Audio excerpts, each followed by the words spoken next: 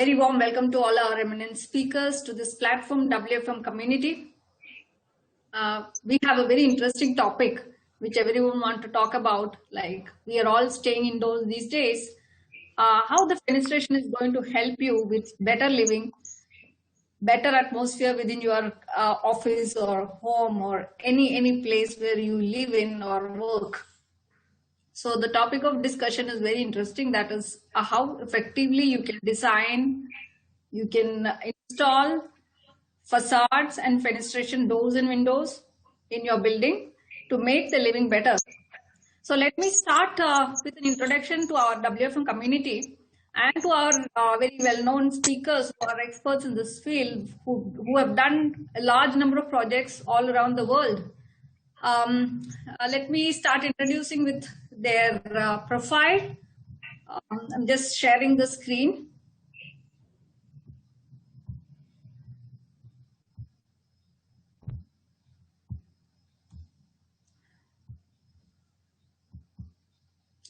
So what is WFM community? The WFM community is an initiative by WFM Media. WFM Media is, we are in the industry of window and facade for the past 8 years. Started with the magazine Window and Facade. Now, we have so many subscribers, and this is basically a knowledge sharing platform or a magazine bi-monthly. And this is we are planning to make this WFM community as a #1 platform or the largest virtual community in the world for fenestration and facade professional, where they want to interact with architects, facade consultants, experts in the field, including the civil engineers and structural engineers and manufacturers, to build a good networking, professional networking, especially during COVID. We could initiate a lot of discussion among the members, between the members in the community, and that's how the concept evolved. And within 3 months, we have over 1,500 members in the community. So that's the way the response is, and we are very happy with this initiative. And I hope it will help the industry and everyone in the architectural and building industry to come forward and chat and discuss the various problems or various necessities for the industry or the building construction sector. Let me start with Mr. Ajay Gupta. He's the founder of Knowledge Squirrel. He has been working with various architectural firms and a very renowned architect. He's a member of American Institute of Architects. He has been doing a lot of strategic planning, creation of cost-effective buildings.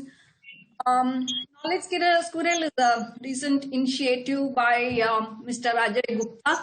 He will be telling us about it, and earlier he was with Khanna Global, and he's been working in the industry and as an architect with various projects all over the world for many years. So welcome, Mr. Ajay Gupta. Thank you for having me, please. Thank you. Second speaker is Akriti Kapur. She's a senior associate with Morphogenesis. She's been working with various projects, again, large-scale ITs, offices, commercial developments, residential, and every sort of projects she's been working with. And some of the projects include Rahejas and APL and Suntech, Khanna, the list goes on. So Morphogenesis is a very well-known firm. So she's been into architecture as well as urban practice. Welcome, Akriti, to the platform. Thank you so much, Renu. Thank you for having me here. And our third speaker is Ashutosh from Gensler, Bangalore. Again, he is a very well-known, renowned architect in the field for many, many years. He's working in the Bangalore office, of course. It's a global firm and a very well-known firm. He's been working with various projects in India and abroad. Mainly in commercial, office, residential, healthcare, mixed use, and retail projects. You name it, he's worked with every kind of project. So Ashutosh joined Gensler Bangalore some years back as a technical director, and presently heads the lifestyle, and he's the studio director. leading the team of multiple architectural and master plan projects with Gensler, right? Ashutosh, welcome. Thank you, Renu. Thank you, Renu. Thank you for the introduction. Thanks. And our next speaker is Balaji Gunasekaran. He is with Katerra Designs. Balaji is he's with the firm for many years. He's an architect, and in 2018 he was awarded runner-up Best Projects Award for Workplace Designs for his project, and he has been working with IGBC, and he has worked with various institutions, including the Atkins, Middle East, and he's won many design competitions. He has again worked with various corporate offices, hospitality, healthcare, residential, and retail projects. Balaji, welcome to you. Thank you very much, Ren. So our next speaker is from a young Studio Crypt, architect Debaditya Goswami. Studio Crypt is very young. If you go to their website, you will find a number of lovely, beautiful projects. And he believes in vernacular architecture and a lot of green projects. Again, an advisor for eco-friendly and sustainable projects. Mainly into residential design. Am I correct, Debaditya? Also, office designs. Yes, both. I would say a bit of hospitality as well. Yes, hospitality as well. So the team of Debaditya and the next speaker, Shivani Khanna, is managing Crypt, Studio Crypt, and they have been doing a number of energy efficient buildings these days, mainly focusing on high performance, energy efficient, and cost effective buildings. So welcome, Shivani. Hi. Thanks, Ren. Thank you. The star is here. It is Mario. Mario is a very well-known figure in the fenestration and facade industry. He is working for India. In India, he's though he's a German, he speaks he can talk and understand Hindi very well. I was amazed with his. He's more of an Indian now than a German. So he's been traveling widely, and he's been meeting people, and he knows the problems and what should be done for the fenestration and facade industry. Mario is a very well-known figure, and recently he got a doctorate in skill development. All the more, he's been doing a lot for the industries, and he is doing a lot for the Window and Door Manufacturers Association. Also, he's the president of the. And he himself is an institution. Thank you, Mario. Thank you so much. Thank you so much for having me here. And I think it will be definitely having all of you here. It will be an exciting afternoon altogether. Thank you, Renu, for inviting me.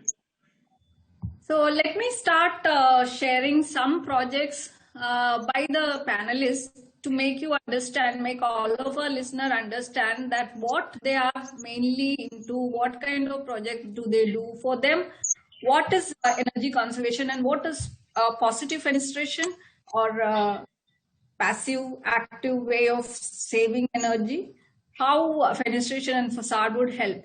So this is just a glance to their work.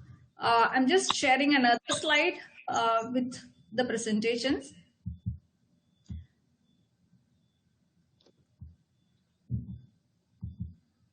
So I hope you can see the screen now, right? Yes, I can see. So yes, I'm starting with Mr. Ashutosh Jha. Ashutosh Jha, could you please tell me about your projects and these slides which you have shared with us? Sure, Renu. Thank you so much for for this opportunity, and once again, thank you so much for having me. It's great to be among with your colleagues, esteemed colleagues. What I will try and do that I will try and explain you a design process. I'm a huge fan of design process. I'm not, I'm not a fan of a design outcome. I personally believe that if your process is good, if you have a strong process in place, you will get a good result. So what I will present you, one of our project which is under construction here in Bangalore. So just give you a little bit of background about this project. These are two office buildings sitting at 50-acre land. As usual, IT buildings. It's a part of larger master plan. When we came in, and it sits right in the middle of development. And when we came in, the 4 building was constructed by some other architect, and remaining 8 or 9 building, their phasing strategy is phase 1 is 2 building, phase 2 is another 2 building, and phase 3 we got is another pair of building, which kind of sketch what you see right in front.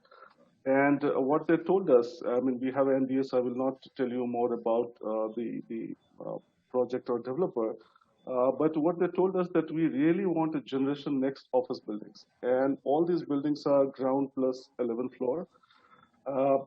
I will come back and relate to the topic we have. So I'm very passionate about, yeah, you can go to the next slide. I'm very passionate about facade, sustainable development. I started practicing in, I started working professionally since 97. That time was different. We used to work manually with, on drafter or with a T set. And after a year later, things changed. The computer came in. So the construction industry. I mean, if you look at the buildings of 90s and 80s, and if you look at the buildings of 2000, if you look at the buildings of last decade, it's completely changed. The scale changed, the technology came in, and with that, there was never a question in 70s, 80s that sustainability will be part of it. It was always weaved in. In 90s, sustainability, late 90s, sustainable development came as an add-on. And in 2000 also, the process was normally that you design a normal building and then you'll see how you fit sustainability and how you get LEED accreditation, how you get that accreditation. Now I think time has come where we have moved out of that. And we are looking sustainable development as a mandatory part of our process. So, you look at the next slide, we sort of decided to examine the daylight, and what is on your screen is those 2 buildings, is one of the floor plate, which essentially tells you what is your daylight and view penetration. And that's where we decided to have a least depth. So what you see in the center is essentially your core. And when I say core, it's essentially your staircase, elevators. So we have a central core. And then we decided the depth of your floor plate by running these analysis, these daylight analysis. So what you see here is the yellow ones are kind of 300 lux level you get. And in normal office space, you need about 300, 350 lux level. And towards the core side, you get about 250 and 200 lux level. And we examine that on Econex condition, Salsatized condition. And that really sort of helped us to develop a facade.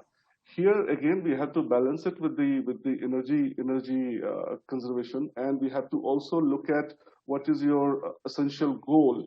But the point I'm trying to make is that your least depth can be defined by daylight. One of the rule of thumb is when we start designing it, that whatever is your floor height, 2.5 times daylight will penetrate. Here we had an advantage. So if your floor height here, in this case, the floor height was 4 meters. So, the common sense says that our daylight will come up to 12 meters. These days we are looking at, more open office space. So the way we thought that, all your open office space can be next to the glass, and that can have a daylight. So this process started right at the concept stage. So we developed this, and that led us to a different kind of, to develop several different facades. Now, what you see next here is, the daylight behavior during from the southern side, during peak summer. So you see the area in orange, a little bit of orange, which we have to deal with the glare. And then you see a daylight penetration. So all these studies we carried out, and that led us to our next slide, which is, again, you will see, if you can go to the next slide. So we developed all these facade with opaque surface, with completely glazed surface, with a little bit of opaque, and essentially studies was really important in this office. And beyond that, then after this, the next stage was to develop all these building prototype. I don't have the final image. I can't present it here. but this was a great help. This we started right in the beginning at concept stage. So the point I'm trying to make that if our basics are correct, if we can orient our building, if we understand the sun path diagram, if we understand the behavior of sun, then with the passive design, if you orient your building well, sometimes you have no choice, your site is such, but if you can orient your building well, if we can do just the basics right, sustainability will become part of your process. And in order for your client to make a informed decision, it's much easier if you present it this way. You can tell him the benefit of daylight, if you can tell him the benefit of views. I just touched upon one aspect. Of course, it has to be tied up with the energy, facade costs, and many others. But if you can do it right from the beginning, then your outcome, no matter whatever facade you end up, becomes much more meaningful and much more integrated. Thank you. Thank you, Ashutosh. That was very wonderful and very insightful discussion on lighting. Can we move on to the next one? Knowledge Squirrel, Ajay Gupta. Yeah, thank you, Renu. Yeah. Thank you for having me once again. Thank you for that. And actually, it's very interesting what Ashutosh said. I'm going to take a step back. I'm not going to show you any building or anything. I think I've been an architect for now 25 plus years. I think me and Balaji probably share the same portfolio because we worked together for a decade or so. He will show you the building types. I'll discuss what experiences I've had, which is pre-design. I would say that's where space I belong in right now. I'm actually helping owners understand the parameter of building elements. Right? I mean, we jump into the facade very fast, but we forget what facade is supposed to do for us and what it's supposed to do, and are we actually complementing that parameters set by facade are actually being captured in the building itself. So I think that's very important in my mind. The final, it's a glazing, double glazing, single glazing, rain screen, all that is second. But first, what is the facade going to do for you is very important. So I broke the facade into two elements. It's a barrier and it's a bridge. Facade actually bridges a lot of things and actually creates a barrier to do things. If we as architects or stakeholders can decide what are the bridges you want to create and what are the barriers you want to create, the facade itself conceives, I think. And not in the pure architectural design of it, but the ideology of it conceives itself. You don't need to do much if those parameters are actually fixed by stakeholders, architects, engineers all together. Second slide, Irene, if you can. So I just listed that facade is the most confused element of a building. And I like to say confused because you can do something, the weather changes, the day changes, your neighbor builds another building, you don't know what the final solution is. So it's a confused element. It's most confused, and it's the highest influencer element of a building also. Actually, it does contribute to the maximum around the surrounding, around the infrastructure or where it sits. So it's the very most important but most dynamic element of a building if any building is designed. So I think we need to think like that a little bit. Can you shift next? So I think this is what when we start doing. Can we define what do you want to bridge from the facade inside, right? It's visuals bridge for sure, right? You have a view, you want to see the view. Hence, there's a facade has a glass. You have bridge for natural light. You need natural light because there is reason. Hence, you have the facade. You need fresh air. You don't need fresh air. You need hot, cold, whatever. That depends where your building is. All that. You need acoustics, bridging or a barrier. We'll discuss that. Human connection from facade to outside, inside, that's an element we need to discuss. So you can go to the next one after that. This is the barriers. And you realize that the barriers and bridges have similar elements. You could want a barrier for something and you maybe want the same thing to have a bridge in it. So these are just listing of it. I will not go into the detail of that. The whole idea is if we can set as stakeholders, engineers, designers, architects, the purpose of the facade, tied back to the occupancy of the building, what it's going to do for you, I think it starts conceiving itself without actually doing too much of I will probably bluntly say it, a designer's nuisance to it, right? So the idea should come through those elements. The design should be a reaction to what the parameters are set. Not like you have a design, then you start fixing with the type of glazing, you start fixing with the type of paneling. I think that's what the nature is. And we have been actually big culprits as designers in this country. I will probably blame ourselves for sure. We had a long history of mimicking West, and that was a reason also for mimicking West. We wanted to sell it to them. Come Microsoft, come and so come MNCs. We will build buildings like you. Come, we will give you the same space. So we started mimicking them so badly so badly that we forgot what the purpose of the building was somehow. So I think that's where I want to focus on. What is building going to do for you? You define that. What is the occupant inside going to do for you? Or how does the comfort achieve for him? Define that. Facade starts generating itself. The future of facade, obviously, intelligent facade is going to come through anyhow, because as I already said, facade is the most confused, most dynamic element. It needs some AI built into it. Otherwise, it's not going to work. And what I've probably said in the last 3 slides also, please, we should all understand what is the need of that facade for us. What does it do for me inside and out? If we can define that, I think we have won the solution anyhow. We do not need anything beyond that. The elevation, the facade will generate itself, and then architectural designers, we can actually probably streamline and make it more pleasing to the eye, but the parameters have to be solved. I think we should focus on that first. The design comes itself. I think that's my. Thank you, Ajay, for all the description on all these parameters which we should look upon while designing or while planning a building. And our next presenter is Akriti. Akriti, I'm just stopping the sharing part of it. Continue, that's fine. Should I continue? Okay, yeah. Fine. All right. So please, Akriti, she is from Morphogenesis.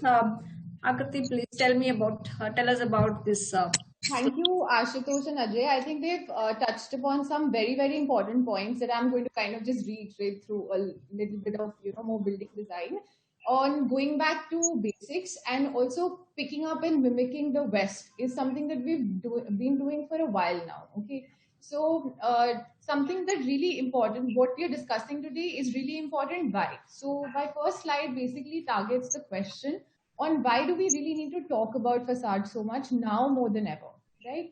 It's because if you look at a building, the maximum exposed surface to the outdoors is the facade. That's the only element in the building that's connecting its indoor occupants to the outdoors. Therefore, the responsibility of the facade is larger than any other element in the building, right? We talk about interiors so much more than we actually talk about the facade, but that's the only element that's exposed to the outdoors so much. Now, why I chose this graphic is this is a residential building that we're doing in Kolkata for the Trump brand. I think this graphic represents very well how the facade of the envelope of the building is so much larger than the floor plate itself. That's 4 residences. And if you look at the quantum of the envelope of the building, it's so large. And therefore, it kind of connects to the outdoors so very well. You can move to the next slide, Renu. Yeah. Okay. Now, so what are we exactly searching for, right? What are we doing all this for? What is the real search? Right, so we are trying to search for a optimized, sustainable building, right, which is responsible. It's responsible for itself. It's responsible for its environment, and which will automatically, like Ajay and Ashutosh said, right, the architecture of it being unique will automatically come through once we start respecting the context, the surroundings, the location, the orientation, basic planning principles. The facade of the building, the uniqueness in the building will automatically come through, and so will the livability, right? We need to start putting users at the center of the design rather than the aesthetic of the design itself. Okay. So the visual that you see on the screen right now is the building. It's a campus that we had designed for Infosys in Nagpur. Now, this campus aims at being a net zero energy, a net zero on water, zero waste, productive landscape, 15 acres of rainwater harvesting. And more than that, the flow plate itself are 100% glare free and 90% naturally daylit, right? Furthermore, it targets an EPI, which in simple language is the energy performance index. Your energy bill over the year divided by the area is 25 kilowatt hour per meter square per year in this particular building. Now, in layman language, it's 70% less than even green building benchmarks today, right? Now, Renu, can you go to the next slide? Right. So what do we have to do to achieve a building like that? It's very simple, right? We need to go back to the basics. We need to step back and start analyzing that what were the start points of a facade? What was the reason of putting an envelope and dressing up the building in the first place, right? So I want to just bullet it. It's very simple, and in 4 simple bullets, if I want to put it, it's minimizing the glare through the facade, maximizing the daylight, okay, negating the solar ingress, and enabling ventilation. Simple. If we do these 4 bullets, I would say 50-60% of the work is done. The other 50-60% of the work lies in planning, right? which we just have to plagiarize from the past. We don't have to put our brains into it. It's already there, right? We just have to do it again, start doing it again, right? Now, the diagrams that you see here are very interesting shadow analysis diagrams for the Infosys project that I showed you in the earlier slide, right? So our automatic reaction to this site is to start, putting setbacks, starting to put all the buildings, 90 degrees to maximize the area. Now, what happened is when we started putting those flow plates 90 degrees to the setbacks and, roads and all road bits and maximizing exposure, etc. What happened is we started to realize we're going to start getting, if we need a zero glare building, a 90% daylight building, what is going to happen is that, we are going to start giving horizontal shading, vertical shading, and we'll have to give angular vertical shading, right? The moment we start giving angular vertical shading, we have to cut down views from inside. And the whole premise of giving a facade is actually spoiled. We don't need a facade anymore if you're going to start putting angular fins, right? So we decided to think a little differently, and we went ahead and angled the building 22.5 degrees to the angle, right? And now we start getting the sun angle gets angled, right? Instead of the building. So now what we can achieve is the horizontal and the vertical fins run perpendicular to the building, and we get a zero glare 90% daylit building. So these are just some, and what you see on the right is then a smart facade section where we kind of just add radiant cooling to it. And following just these basic parameters and the 4 bullets that you can see on the screen, we achieve a net zero on energy, water, waste, everything, and the entire campus becomes self-sufficient. So to just put some things into perspective, we are trying to achieve an envelope load of less than 1 watt per square feet, right?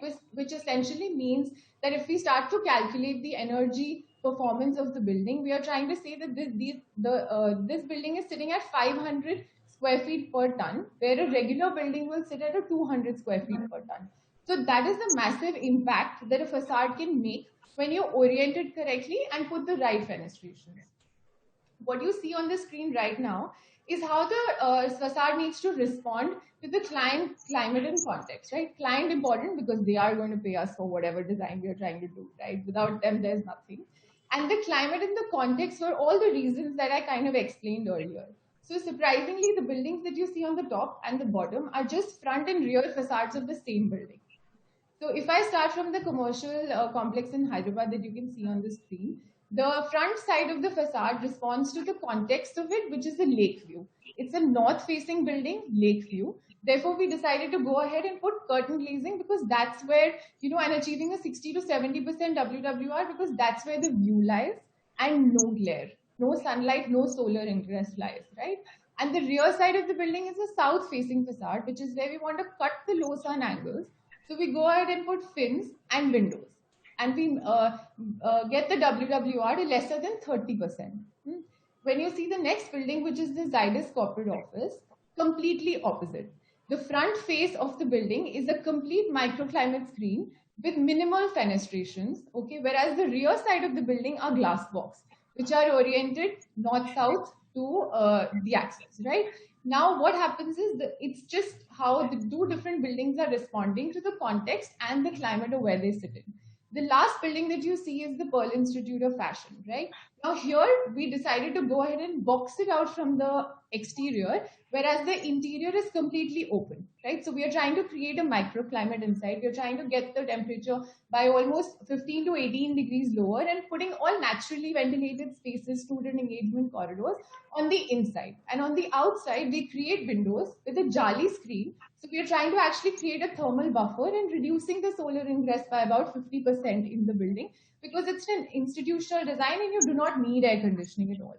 So this is how, just wanted to show how different buildings are responding to their context differently on basic parameters of facade design. Thank you, Akriti. That is a number of buildings which you have designed, Morphogenesis design. Now, this is also another one, right? So, yeah, so this was just a slide that I put together to talk about what next. What are we looking at? So we need our facades to start becoming living, dynamic, flexible, adaptable, agile. We need to start doing more with our facade and we need to start treating them as spaces as well, not just stuck on envelopes, on an existing space design. So we are trying to use, and this is a primary school design, so we are trying to use the spaces that are right next to the facade in very multifunctional ways, where you can, put sliding fold, just basics. You don't have to go into very detailed, intelligent facades or anything, just basic sliding, folding, partition, tilting windows. You can just put all of these and use this as formal and informal spaces at the same time. Right? So we just need some basic intervention into our facade strategies, and I think we're good to go. Okay, our next speaker is Balaji. Balaji has got some wonderful, again, on energy efficiency, I believe, right, Balaji? Again, yeah. Thank you, Renu. Thank you, Ashutosh, Ajay, and Akriti. Thank you very much once again for this great opportunity to be part of WFM community. One of the key factors, what we are looking at, building envelope plays a vital role in sustainability.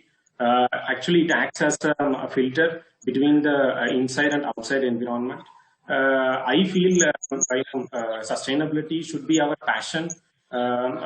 It should not be like a namesake or just a fashion kind of certification kind of approach.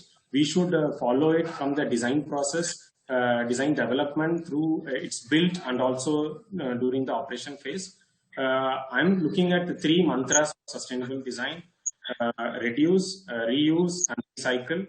Reduce the carbon emission, reuse, use green certified products, then recycle all the recyclable products we need to use. Whatever you see in the screen is the Prestige SkyTech project, which is the happening project right now in Hyderabad. I have put 3 different buildings. One is under design development, one is under construction, and one is under built, actually already built. This is under construction. This is the tower, twin tower. We are looking at 108 meters tall, 3.5 million square feet of office space.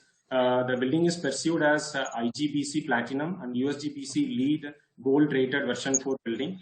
Ideally, it has to be north-south orientation. But in this project, it is a tricky one where the site is very linear, east and west orientation. So even though we had a site challenge, we were able to achieve the energy efficiency. The window wall ratio was around 50:50. But by adding solar horizontal fins, we were able to achieve 60-40, window being 60, wall being 40. We did the daylight analysis, orientation analysis, sun path analysis, wherein it is a central core to maximize the energy and maximize the sunlight coming into the building. We have achieved around 98% of the daylight coming into the floor plate. Another important aspect in this project is, we have reduced the total energy saving about 17%, and about air conditioning load reduced around 620 TR. We can go back to the next slide. This is under design development. This is a Chaitanya Bilva project in Whitefield, Bangalore. It is about 82 meters tall building, about 2 million square feet of office space. This project has been conceived as USGBC Gold rated, IGBC Platinum. Other than that, we are looking at wellness rating also in this project. We have done to have the proper orientation of the building. We have done the orientation study through Ecotech software. And there are 3 things we need to decide. One is the energy efficiency. And being a nice site, we need to have a proper view from the office with the landscape area. Third one, maximizing the buildability. So we achieved in this project all the criteria by having northwest orientation. We have added solar shading device towards south and west, 600 mm deep solar shading device vertically. By doing that, we were able to achieve 15% of the energy saving in the total building. We did the daylight analysis. It is a central core. We maximized the sunlight. Can you go to the next slide? In this project, I want to touch base on the acoustic part also. This is the building where it is in the prime location, Whitefield Hoskote NH road. This is very close to Hope Farm Metro, 12 to 15 meters away. So we did an acoustic study where the noise level outside were about 80 dB. So we need to have, as per BS 8233, we need to have around 45 dB inside office space. So we strategically planned the glazing such that we want to have laminated glazing. We identified those areas. If you can see in the blue towards bottommost right corner, blue is where STC around 40, sound transmission class around 40 we achieved by using laminated glass 27.52. The light blue or the cyan where we achieved STC 35 by using 26 mm DGU glass. Rest of the area we gone with 24 mm DGU glass. During this COVID scenario, we have to plan the AHU room towards outside so that we can get the natural ventilation, and it can be a germ-free kind of air circulation. What you see in the center picture, acoustic louver written, that is where the AHU room is placed. When we place acoustic louvers, it reduces the noise level by 55%, and thus we maintain 45 dB inside the office. Yeah, next slide. This is a constructed building, SL Kirloskar Green Park at Bangalore. This is a building I got an award for workplace architect. The client brief in this project was it should not look like an IT building. It should be functional and practical. That is what the client vision. It is about 8 lakh square feet. It is in Devanhalli. It is very close to airport, 1.5 kilometers away. In this project, we have used north-south orientation. It's a L-shaped building. We strategically used north and the east side continuous glazing. Rest of the areas, south and west, punched windows. In this project, we have considered random curvilinear balcony around the facade, which not only acts as a solar shading device but also reduces the glare. Another important factor in this project is the acoustics. It is very close to the airport, and we needed a cost-effective solution to reduce the noise level. We measured the noise level; it was about 90 dB. So what we planned was instead of 6, 12, and 6, we planned 6, 12, and 5. So by making the inner panel as 5 mm, 5 mm glass thickness, we were able to reduce the noise level by 10 dB. Plus, we have gone with the DGU, additional 30 dB we got reduction. In the left side, there is a picture where it shows with the lights. It's a green creeper that is grown now. Actually, that also reduced the dB by another 5 dB. So on an overall, we were able to achieve 45 dB inside the office. Green creeper also adds more aesthetic sense to the building. It is attached to the facade. Thank you. Thank you, Debaditya. Thank you, sir, for Balaji, sir. So it was really wonderful. You touched upon something very important, acoustics, which we suffer a lot because of noise pollution in and around Mumbai, in offices or residences. So I think this is one of the most important factors one should look upon when you are constructing a building. And next speaker is Ms. Architect Debaditya. She is from Studio Crypt. Please tell us about your slide and work, sir. Thanks, Renu. If you can just go back to the first slide. Yeah. Up until now, we've largely seen examples of institutional and commercial buildings in the presentations by Akriti, Balaji, Ajay, and Ashutosh. This somewhere indicates that the commercial and the institutional sectors in India have largely welcomed the efficient fenestration designs and systems. As a practice, apart from the projects that we execute in India, we are also actively involved with the developer community of New Zealand. I'm going to give you an insight through a window to Aotearoa, which is the Maori name for their country, New Zealand. Now, Auckland lies in the Köppen climate classification marine west coast, which is basically, temperate conditions, implying the temperatures are generally low, though not in the negatives. Rain, if you can just change the slide. Thank you. Here, primarily, the idea is to garner maximum sunlight, whether it's summer or winter, to counter high-speed oceanic winds and maintain a thermally comfortable interior. Now, if we talk of the affordable housing developer community, anywhere in the world, they are concerned primarily about maximum usage of space at maximum expenditures, resulting in high sales and maximum profits. If you can change the slide, Rin. So the difference in New Zealand is a list of mandatory compliances pertaining to demonstrating heat loss calculations. As you can see, this boring, but very boring, but highly useful set of calculations for this project, documenting heat loss through the facade and overall envelope. If you can change the slide again. What is interesting is the earmarking of the windows and fenestration separately, as you can see in the blue color. If you can also change the slide again.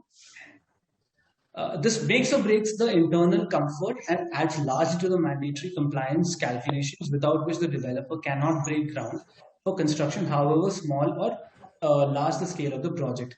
This basically, what I'm trying to say is the residential market in New Zealand is so tight, and the rules and regulations are so important that even in the residential sector of affordable housing, you're able to get very well designed facades, which ensures very thermal comfort in the residential apartments also. Thank you. I'll let Shivani continue with the more standard projects of India that we have. Yeah, hi. So I'm going to detail out how to achieve, let me take the cat out of the box, a low building, which essentially implies, hello? Yeah, we can hear you, Shivani. Yeah. Please go ahead. Okay. So I'm just going to give you a more conventional example Yes. of how to achieve a low building, which is essentially a low operation or expenditures building. And how we can achieve that by incorporating efficient fenestration design. Yeah. And that actually Akriti and even Ajay ji, they all put it in very in the same words as me, that it's actually supposed to be a very simple game. There's no rocket science behind it. So the next slide. What we see is this building, which is conventional concrete and steel construction. It's right in the foothills of Himalayas and Shivaliks. It's a hospitality building of an area 30,000 square feet. And it lies in the Köppen climate, warm and temperate. So essentially, it's pretty cold in the night time, and especially during winters, it's touching the negatives. What we have here is this facade which faces the north, and unlike designing in the plains, it's slightly tricky when we look at mountains, because what we have there is probably in the valley just a single side view, which is what we have here. And all that view which we look at on the images on our left, we don't want to admonish those and close them up. What we want is the view outside, especially in a hospitality segment building. We want to exploit that view 100%. So if we look at the elevation design, we can see that the wall window ratio is highly distorted. And if we go around the conventional way, we'll end up using exorbitant energy, and extravagant billing would just come into the client on just the requirement of heating, which doesn't make sense. So the next slide, in fact, if you could go on to. Okay, so this building lies right next to the building that we are designing, and it's a small guest house where we usually stay.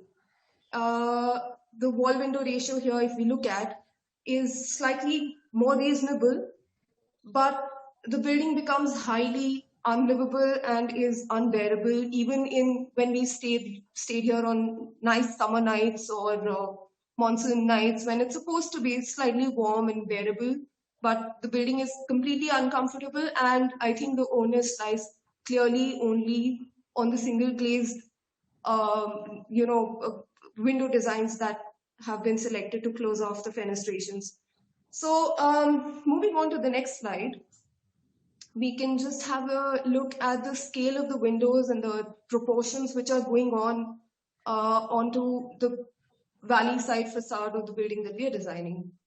So our point when we look at a building as humble in say scale, it's not a very large, it doesn't compare to the institutional buildings, I would say. It's a residential building where we're not really concerned about getting into detailed calculations of any kind or any kind of an compliance with any star rating system. The idea is still to control costing and in terms of usage of energy. So the next slide, when we come to, so that's the resultant. Some of the low floors that are ready now. In fact, you can see how we've cordoned off the view of the valley. Not cordoned off, but just like introduced windows to the view of the valley. And that's one of the interior rooms. And we clicked this image at 4 a.m. On a cold November morning. Don't ask me why we were there at 4 a.m. outside, but we were. And when we were there, the resultant use of a double glaze unit coupled with a UPVC framework and that whole 612 section of double glazed window, it just gives it's a very simple solution and just answered us what we have. A result is a building which is without any heating system, even in the extreme cold. So I think our answers are fairly simple here.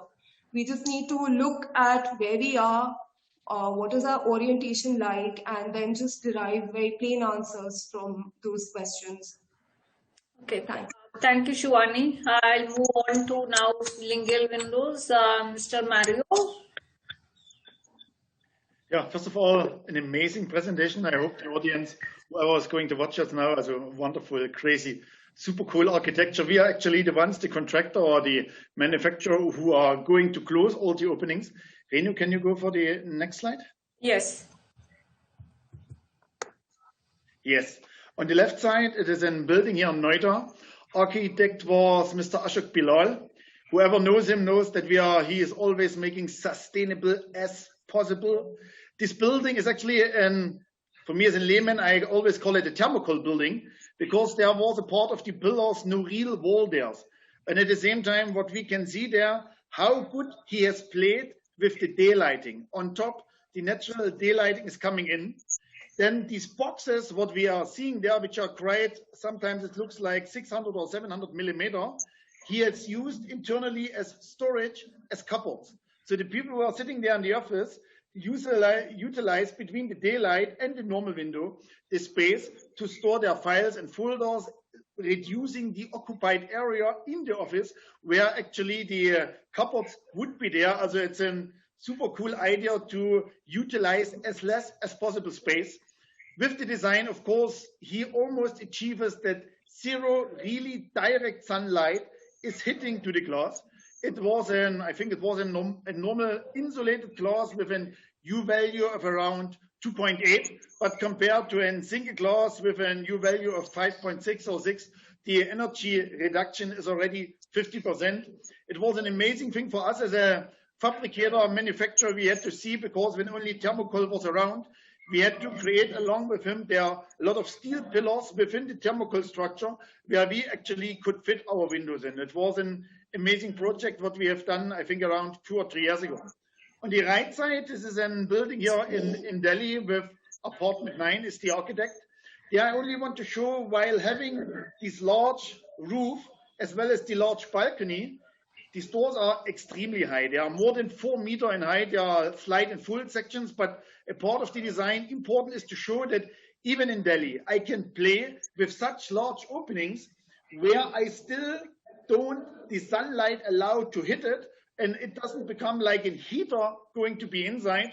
It is, I don't want to say super cool, but we are having a nice environment of being over there, of the customer of being over there, sitting there inside while avoiding completely that the entire sun is going to hit to the glass. Next slide, please.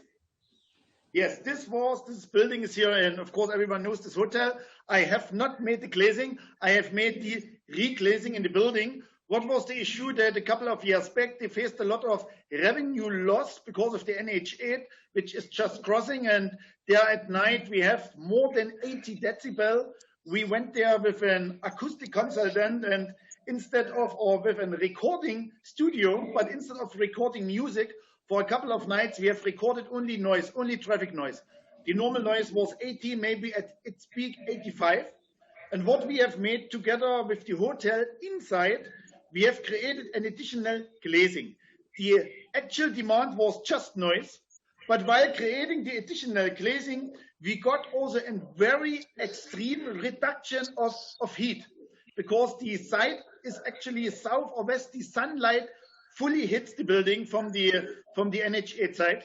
And while creating between the first window and the second window a gap of around 100 to 150 millimeter, the air is such a perfect insulator, so that the moment, even when the outer glass was double glass, then 150 millimeter of air, while touching the inner glass, it will never ever going to feel hot. A challenge which we had to overcome over there, because there was a lot of interiors already built in the hotel. And so we had to avoid that the condensation during the monsoon, as well as during the cold time now, or the AC is running and a lot of humidity outside, so that between both the glazing, the humidity is not going into drops and is flowing down on the glass. There we have made additional pocket, where we have made some kind of a silica gel, which is there sometimes in the cottons or when you buy a computer, so that the rust is not going to be there. And there it is just what is there in between the insulated glass, that we are absorbing there the humidity, so that the glass remains completely dry. And a part of the noise reduction, which we have perfectly achieved, the additional heat reduction has played there unwantedly but accidentally happy and very, very crucial chance to reduce their air consumption of a lot. Can you come to the next slide, please? There's another building in New Delhi. It is the GIZ. GIZ is the economy wing of the German embassy. This is the headquarters. It is in Vasant Vihar. In Vasant Vihar, it is exactly the way where all the aeroplanes are taking off or landing. There, for the first time, the way we are doing in Germany, we have made a triple glazing. With a low glazing, we have reached a new value on the glazing of around 1.3 compared to an insulated glass 2.8, compared to a single glass 5.8. It's a lot of reduction. And on the left side, what we can see over there, it's the cafeteria. We have created there a glass house, and especially a conservatory in Delhi is actually a kind of a nightmare. Unfortunately, the picture doesn't show it well, but on top of it, we have inbuilt an awning and sunshade, so that during the daytime, when the summer heat is there, we are taking the awning out, and 70% of the heat is just absorbed or reflected from the sunshade, so that it doesn't even reach to the glass. And even during the summer days, while having a normal air conditioning on, the employees or the people working there in the GIZ can really enjoy their lunchtime, having a nice view. I went there recently. We have done the front facade now also.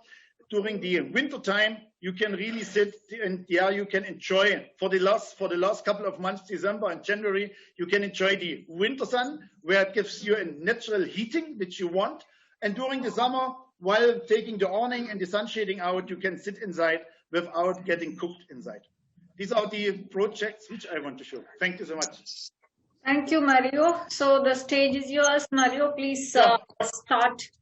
I would like to come to our first speaker, to Mr. Cha. When we talk about sustainability, you please describe in one sentence what means sustainability for you. And then in terms of wall window ratio, what is the ideal maybe for a commercial complex, or what you see the ideal scenario for a residential project? And the second question for the project, what you have shown, where we have spoken about the light, you had spoken about how you have placed it and with the natural daylights are coming in. What was the U value, if you notice, for this particular glazing, what you could achieve for this particular building? Thank you, Mario. Let me know if you can hear me. I will definitely answer, I will definitely get into more technicalities and answer your U value, SHGC and other. But I think one question which I just 5-10 sentence, that's it. One question which Ajay perhaps started, that are we mimicking West? For example, I'm studied in India, worked in India, Southeast Asia, in Hong Kong, Shanghai, Dubai. This really, and grown up on architecture by Jeffrey Weber, Balkrishan Doshi, Charles Correa, IMP, different sort of mindsets. So this really troubled me over the years, that what is authentic building in India? How can we bring authenticity, character, where people will say that we are not mimicking the West? And one of the thing how we can bring the authenticity, which I was trying to explain, but I think I got a little more technical, is that understanding, make sure that, forget about the facade, your building has to be environment responsive, no matter which building type it is. If it is environment responsive, rooted in culture, then you bring the authenticity. And volume of buildings are very different today. We are constructing airports. Now airports have a certain character. Shopping malls have a certain character. Hotel has a certain character. And now all the prototypes are copied from the West. So in order to be different from the West, we need to experiment. I won't name the building, but I worked in Middle East for quite a while. And I saw that building in Abu Dhabi. That's a tall 2 towers. And that has mashrabiyas, it's all glazed. Mashrabiyas, it comes out, it's adaptive facade. It comes out with the sun penetration. Now it's a huge debate. Whether you like or hate, I leave it to you. But it's a worth experiment, and we need to experiment, fail, succeed. We will experiment, and we can only experiment if our methodology, if our process is rich and meaningful, no matter which building you're addressing, commercial, healthcare, anything. And you have to keep experimenting it. Perhaps at the end of the tunnel, you perhaps see the light. You perhaps see a building which will be authentic to our context and which will be different from the West. However, will address the same program which West is addressing. Most of your building today has a similar sort of program which you will find in any of the West building. Your format for retail is similar to what you see in Dubai. Your format for commercial tower is very similar to what you see outside. So that's a larger part. Now, coming back to the development we are having. Now, let me tell you one of the U value, it's a 1.62 and SHGC and all of that. And that's the solar heat, the idea was to make sure, because I'm from Delhi, I told you earlier. Again, no name for the building. I will not name any building. But when I stay in Dwarka. So when I go to Gurgaon in midsummer, I see some of the building which is completely glazed is covered. And one of my colleague was sitting, working in that building, and he says very difficult to sit in summer. Now the question is that if you can't sit in summer, why you glaze? That's where 100%. That's where the question is, that if you do things, if you get your basics right, if your process is rich, why you face such a situation? You have a glazed building, but you can't sit in the summer. So that shows that you have followed something blindly. My point is, going forward, we have the capacity, we have the strength, we have the capability to come up with something very unique. But that unique will not be what we had in 50s, 60s, or 70s. That unique will be very different, and that will come after a lot of hard work, a lot of experiment, a lot of failed experiment. Then you will get something very unique. I hope I did so my suggestion will be, and I personally, I work in the commercial sector. So I have to deal with a client who will ask me all the questions. 60% has to be opaque, 40% has to be glazing, has to follow, ECBC, energy consumption. So I'll not get into all of that detail.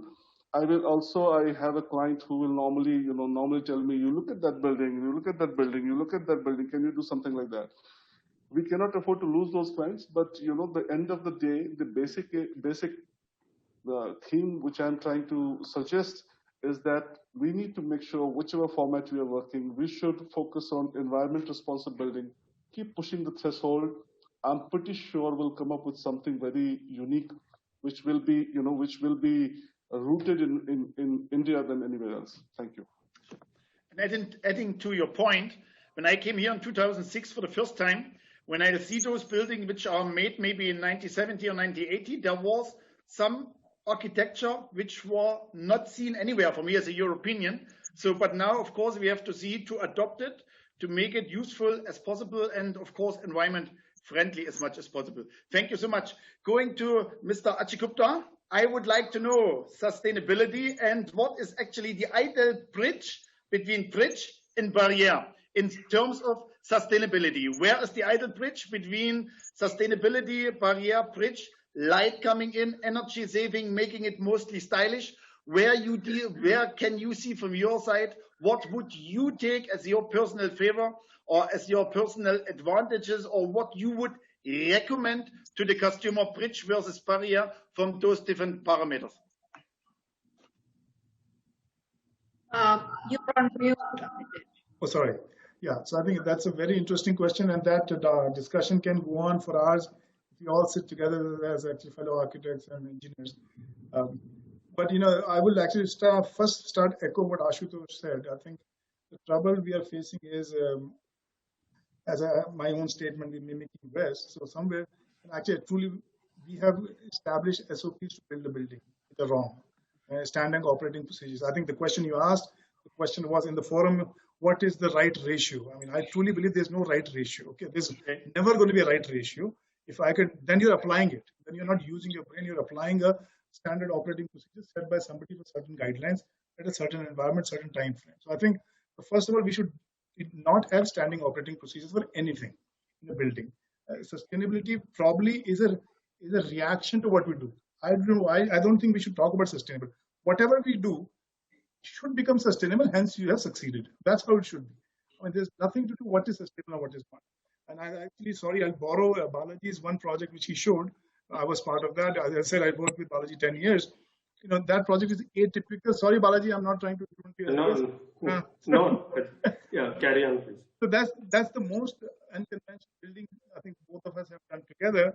And if somebody looks at it, people actually laugh at it sometimes, to be very frank. But everything in that building has a purpose. Somebody sat down. I want to see. They put a chair. I want the window to be this height. They put a window there.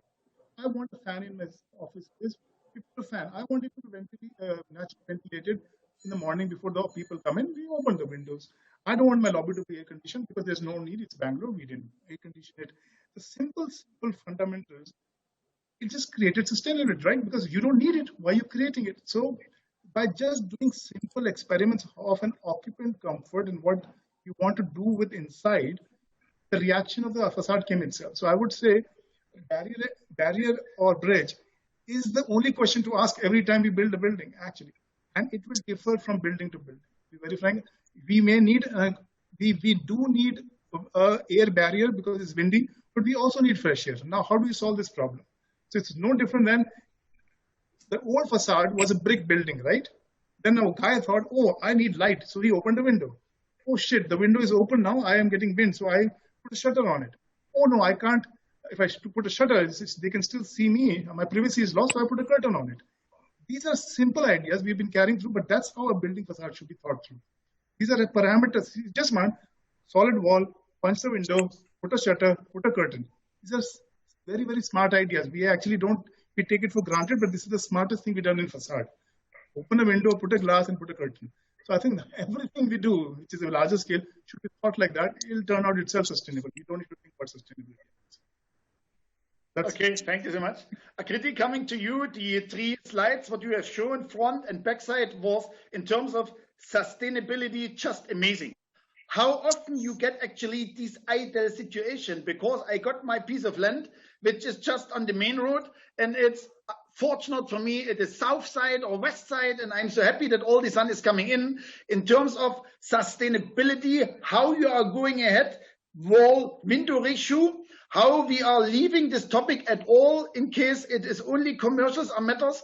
And question once again, how often we get the ideal situation that the customer actually allows you that he makes the building from the front complete invisible, what you have shown, and the nice glazing, what everyone glass, everyone wants to see glazing only. Now you're coming up with a concept. Hey, where's my glass? Hey, my glass is in the backside. Who can see my glass? No one can see my glass. But for your building and for the usage of the building, it is just the best. So how, in terms, How you are convincing and showcasing this in detail to your customer, this I would like to know. Okay. So Mario, no situation is ideal, right? You're never going to get a client or a site who's going to say, okay, do what you want, or a site which is rectangular, bang on the road, facing north. That's never going to happen, right? So like Ajay rightly pointed out, you're just reacting to the client, the climate and the context, right? So suppose the Zydus, building that we showcased, right? Now that's a corporate office. Huh? So that's a self-use building. It's sitting on, and the brief of the building was to create something iconic, right? Now, iconic for some would mean a very large glass facade. For some would mean, a very high, tall building. But here, our iconicism came from, so there is a simple metric that we follow in our office, which is called SOUL, right? That's a copyright design process that we follow. It's called sustainability, optimization, uniqueness, and livability. The 4 factors that will contribute to any design, and it will answer all your questions, right? So that Zydus building, so if you take an example of that, now that's a completely west-facing facade, right? Now you create a microclimate jali, a microclimate screen, and give minimal perforations, everybody is happy. The inside of the building feels exactly how it would feel in a Western world, so to speak, right?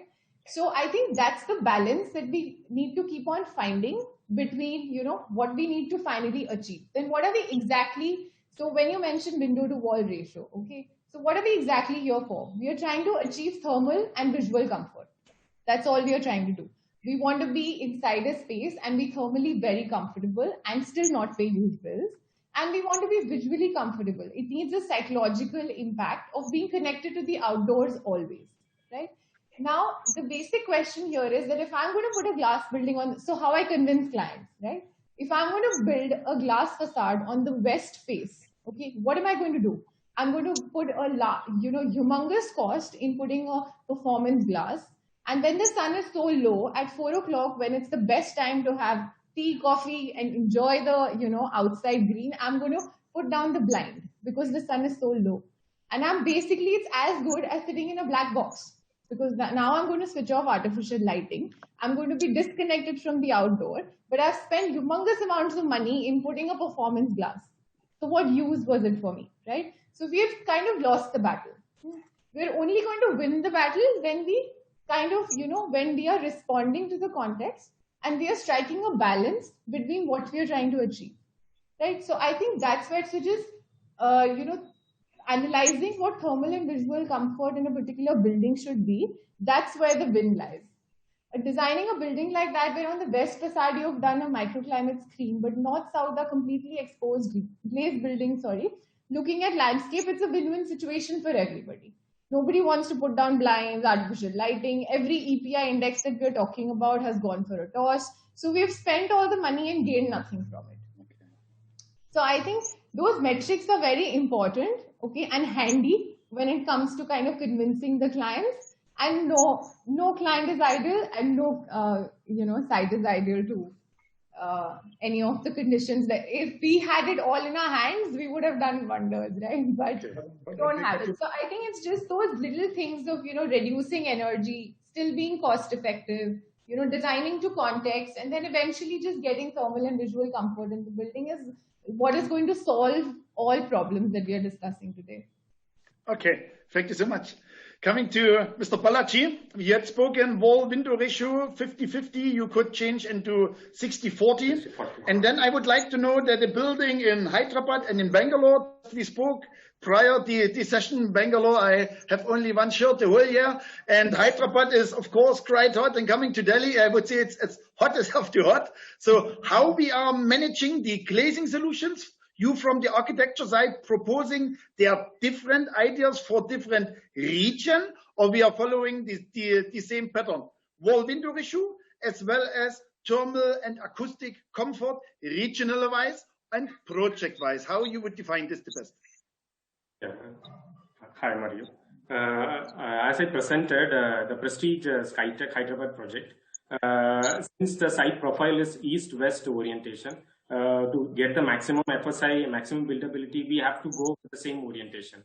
So what we did is, when we did the orientation analysis, as always, clients say we need a glass box, we need a iconic structure, we need a glass box. So we came up with that.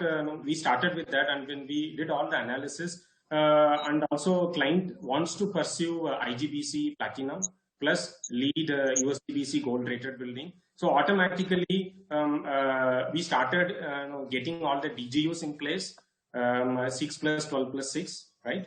And then we started introducing shading devices, a horizontal fin, which is about a foot long at the window level, which actually reduce the solar radiation which is coming inside. And we had an energy saving of about 17% based on that. Then the air conditioning load reduced 620 TR. Going back to the Bangalore project, what has been done, both project Chaitanya and Chaitanya Bilva and SLK Green Park. Chaitanya Bilva, it is a little tricky project because we need to take care of the acoustics as well in this project. Not only thermal, even the acoustics we need to take.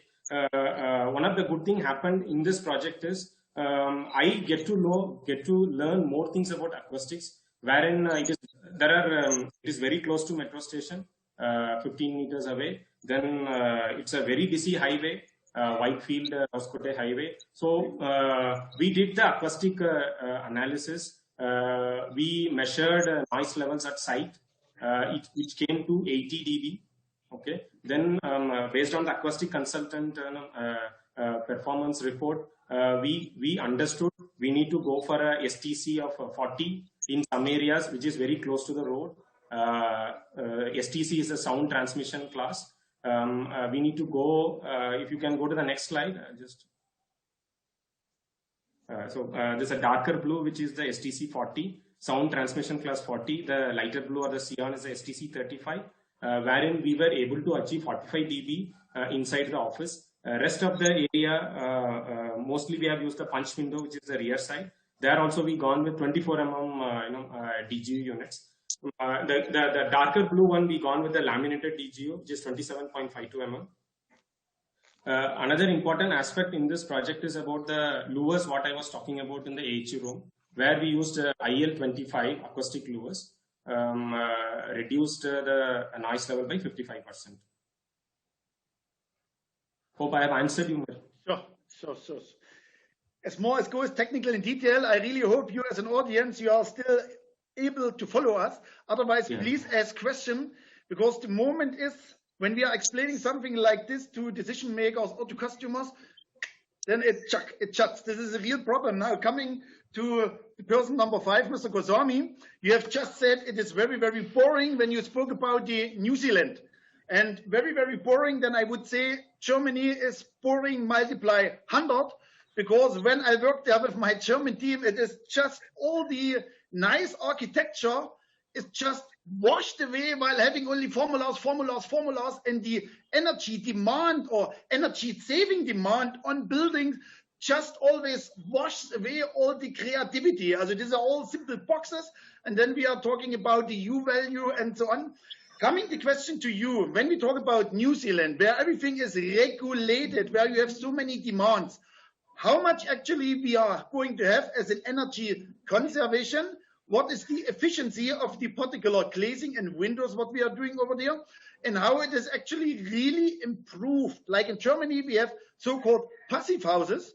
Then even in the cold winter doors, houses don't have actually really a real heating system. There we are calculating even the human body of around 60 watt. How it is done there in New Zealand, maybe you can put some light on this point so that we know what is going to happen maybe in India, in the hills, like in Leh or like in Shimla or a little bit upwards in the Himalayan, what we can learn from there. Right. So in the projects that we do in India, in the residential projects specifically, we don't really get into very specific software calculations in terms of heat gain, heat loss. Unfortunately, yes. Yeah, not yes. Not in the residential, especially not in the private sector. Yes, we probably, if the project that Akriti showed us about Trump Towers, they might be doing something there, because there's a lot of commercial element attached to these software calculations. So some of the projects where we are really inclined in terms of sustainability, we do use ecotech for our analysis. But going to New Zealand, I would say we have certain specific values, certain specific standards set, and the software is called the H1 compliance calculator, which is generally used as a standard for all the projects based in New Zealand. And that is not only specifically used for any particular green certification system, but any, I would say, even the smallest renovation of a house would involve that calculation. So the software generally helps us monitor standard things like, the wall window ratio. If it is correct, the amount of light that's coming into the room, the space is well lit. Penetration of the light into the space is for different weathers. Not only summer and winter, but also the transition climates between summers and winters. And most importantly, the thermal heat gains and losses. So I wouldn't say it's very difficult to achieve it, but the materials that we use, the thermal insulations that we use, and also the kind of standards that they're set in terms of DGUs makes it very easy to create these houses and designs in New Zealand. Okay, thank you so much. Coming to Madam Shivani, you just said the sentence which I'm listening to often: just close the fenestration, put some clause, put it in that the water is not coming. How we actually approach or reach certain kind of customers, what you nicely said. I have next to it, I have a wonderful UPVC system installed where my U value of the frame is 1.6. It's amazing. Aluminium, non-thermal, I'll reach 5 to 6, which is 3 times more. And with an insulated clause, I have a U value of around 2.8, reaching an entire fenestration system of around 2.2 to 2.3, which is really amazing. How can we reach in terms of showing actually the performance decision or performance change while investing now once and later on I'm creating certain kind of a comfort, especially maybe for hotels when I'm staying there also in the hills. Sometimes when you have the old wooden windows inside and the wind blows, then the curtain blows inside your room. Along with this, how we can actually really evaluate and reach those customers in showing the difference. This I'm doing since 15 years, but from the architect point, what is your convincing power or how you are explaining this to your potential customers? So in the case of the particular project that I described, it was fairly easy. The client was right next door and he could see it. The vast difference between using a single glazed unit versus a double glazed unit. And the kind of difference that it just makes him spend zero money on heating. In such a cold climate, that's a feat. When we talk about our clientele elsewhere, specifically in Delhi, I'm seeing that awareness sort of build slowly. And it's not as difficult a task as it was, say, about half a decade ago, where we were actually struggling to, push the minds away from just doing glass buildings and trying to, teach everybody about, or our clientele about, proper shading of fenestrations. So that awareness is now slowly coming about. I think what is important is, just trying to tell our clients the kind of energy savings they're going to make and the kind of, payback periods that have actually shortened by efficient design. Now, one of our studies actually, what we when we were working in Auckland, we were based in Auckland for a while. So one of our studies under the University of Auckland actually depicted that 25% of energy can be cut down by efficient facade design, and that entails windows. Now, if we talk of just India alone, when we look at the conventional materials that are used for construction, they're fairly thermally very good. all that brick and concrete is a very good thermal material. Now, what the problem is, if we as designers fail to address the correct fenestration design vis-a-vis the climate and the location of the building. Now, that is, if we capture that correct, then it's a win-win situation for the building and the overall energy it consumes, and that whole building, that whole build comes down. So it's a win-win for both the client and the building in its future. So that's what we look at. That's how we tackle that. So Mario, we are going to get on the same direction, please. So just to add to your question about how you convince your clients, so from practical experience in the project that Shivani was sort of presenting, so you're right. So the clients are generally very skeptical about spending that extra buck in, giving you a very solid double glazed unit. But since the project was really big, we sort of insisted on, sampling a small room in terms of with the interiors, with the furniture, and also sampling a small unit of the DGU. And when he sort of experienced that, he was convinced. He was convinced. Seeing is believing. Good, perfect. Yes. So that was just answering your question, how we convince our clients. Sure. Wonderful. I think, Renu, we are almost exhausting our time. Last round, only 1 minute answer by everyone. What is your ideal future of the fenestration? What we want to do, and important, as I'm the one who actually makes the windows, what is your message to all of us as the contractors, fabricator, manufacturer? What is your demand or your request on us to make overall across the country a better, sustainable, long-lasting product? Starting with Mr. Cha, please. One sentence, please describe what is your hope on the fenestration as well as your demand on people like me, on the people who are installing and fabricating the windows. All I will say that make sure that, I'm talking more on my own fraternity, make sure that our facades are environment responsive. That's it. I don't want to use any other word. If we are constructing, if we're designing in Mumbai, it should address the rain and the climate of that. If we are designing in Delhi, it should address the heat and, cold of that. So environment responsive for me, any environment responsive facade will be the key, will hold the key. Thank you. Okay, thank you. Mr. Ajay, your demand, your request, your suggestions. I think if you direct as a suggestion to the window manufacturer or facade manufacturer, I think India is still an emerging market where engineered product, which is a facade, glazing, and aluminum panels, or any kind of metal panel, is an engineered product. We still fail to integrate it with the basic walls, right? How a window touches a block work or a brickwork, somewhere the window manufacturers have neglected that because that's not your ROI, right? So when your window hits my poor plastered 20 mm plastered wall, your 100,000 window looks very cheap just because it's hit my poor plastered wall. So I think we need to create systems beyond your system so it looks worth the money spent. Okay, thank you so much. Akriti, any last point to add from your side? What is the demand on us? So I think one of your products that I really like is the tilted window, right? So I think that kind of stuff is really the product of the future.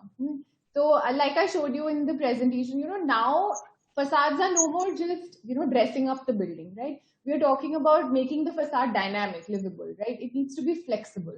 It also needs to, maybe 2-3 years ago, we started designing workplace as agile workplaces, right? Everything was about flexibility, more bang for space, right? So we have to start doing the same thing with the facade. It needs to start becoming adaptable. So we need more technology, cost-effective, economical technology in kind of making the facade movable, right? So I can open it, I can close it, I can use it as multifunctional spaces, integrate it with the landscape, do meeting pods, open it up, So a lot more adaptability in that sense. And I think your tilted window is one of such example where I can still do security, still ventilate when I want to, and it still is a full glazed structure, right? So I think more of that kind of stuff that gives architects a lot of flexibility in designing the space and responding to the interior flexibility that we're trying to achieve in the facade as well. So we start using that as a vertical design space. Okay, thank you so much. Going to Mr. Balaji, your last demand. Come please with a strong demand, because I think in this forum we have so many of manufacturers, fabricators, and decision makers who are looking or watching us now or later when the session is there on YouTube or on the channel. Please let me know what you are looking from us as the fabricators. Yeah, future of the facade lies critically on the glazing part. Just would like to add some more projects, whatever we have done. Electrochromic, glass facades. I think one of the project, SLK Green Park, we tried, but it was very expensive, so we just throwed it off. It was about 4 years back. But in Chaitanya Bilva project, what is shown in south and west, electrochromic glass is very expensive. It's a smart glass where sensors are actually there into the glass. Based on the external temperature, the tint changes, right? So in Chaitanya Bilva project, we were able to use, but not in the we have used only 30% of the area in the south and west facade with this glazing, and we reduced energy, solar radiation, and energy saving was about 5%. I'm looking for more modern technology in the fenestration and the glazing. Good. Point taken. Yes, point taken. Innovation all the time. We have to come up. We have to invent ourselves based on the requirement new. Mr. Goswami, from your side, the last words, please. Most of them have probably taken into account the fact that the world is moving towards artificial intelligence. So just to add to the fact that, color changing tinted glass, probably cleaning glazings, if that can be done. And in terms of windows, I think we're looking for, we sort of struggle when we have to look for thinner sections in UPVC. So just make it look sleeker. Okay. Yeah. So, Madam Shivani, at last, your last statement, demand, request, or the future from your side for sustainable buildings? Yes, I think in India, I'll be happy to see a reasonable introduction of PV glass, photovoltaic glass, instead of plain glass in the windows. I think that will be fun using on some of our buildings. Yeah. At the same time, if it's affordable, yeah. Yeah. Thank you so much to all of you. It was a wonderful session. Renu, I'm giving back to you. Yes, thank you from my side. I have a few questions. This is, what is best glass for soundproofing? Is there anything called acoustic glass? And second is that, is acoustic glass better than a triple glazing glass facade? If I'm allowed to answer, can I answer that? Yes, please. Yeah, so yes, laminated DGU is the ideal solution for acoustics. 27.52, whatever I have used in Chaitanya project, where it is actually 6 mm is the coated performance glass, then 12 mm is the air gap, then 4 mm is again a glass panel, then again we have a acoustic PVB 1.52, then another 4 mm. So all put together 27.52 we have used. What is the other question? Second question is triple glass glazing, triple glazing and acoustic glass. Which one is better to use? No, actually, instead of triple glazed, it should be always laminated DG is better rather than doing a triple glaze for acoustic purpose. Okay. Can I add one sentence? Yeah, please. Important, as what I always write, important is we have to understand where we have to reach. To my team, never talk about percentage, never, you will fail. What do I want to have actually inside? I have made the restructuring of an hotel in Chennai, which is on Egmore railway station. I have 110 decibel outside, 110 with the noise of the train. And inside the room, I have 35 decibel. So, but then I'm not using only double glass or laminated glass, I use a double window concept. And then again, what is the budget of the customer? And then we have to evaluate what you want, what you can afford, and what best solution I can give.